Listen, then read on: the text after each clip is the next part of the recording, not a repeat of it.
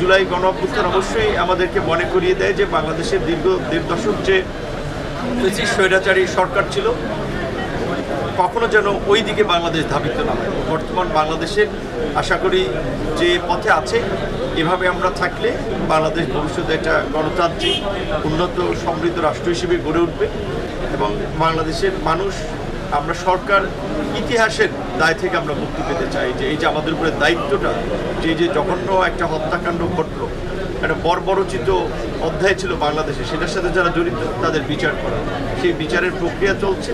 আরও যারা অভিযুক্ত এক্সটেন্ডেড ওয়েতে তাদের বিষয়ে তথ্য নিয়ে আইনগত প্রক্রিয়ায় তাদের বিচার নিশ্চিত করা হবে। এবং পৃথিবীর বিভিন্ন দেশে, গণতান্ত্রিক দেশের সভ্য দেশগুলোতেও কিন্তু এই ধরনের ধ্বংসাত্মক কার্যক্রমের ফলে রাজনৈতিক দল নিষিদ্ধ হয়েছে, এটা নজির আছে। বাংলাদেশে বিশেষ করে বিগত ফ্যাসিস্ট সরকারের সময়ে যে রাজনৈতিক দলটি জনগণের ভোট ছাড়া বিদেশি শক্তির উপরে নির্ভর করে বাংলাদেশের স্বাধীনতা সার্বভৌমত্বকে ঝুঁকির মধ্যে ফেলে ক্ষমতায় ছিল, সেই দল রাজনৈতিকভাবে বর্তমানে রাজনৈতিকভাবে সামাজিকভাবে আইনগত নিষিদ্ধ। সুতরাং তাদের রাজনীতি আর এই বাংলাদেশে ভবিষ্যতে কখনো হবে বলে এটা আমার মনে হয় না। সেক্ষেত্রে আমাদের একটা আহ্বান হচ্ছে যে আমরা দেশকে রাজনৈতিকভাবে স্থিতিশীল করতে চাই, এগিয়ে নিয়ে যেতে চাই।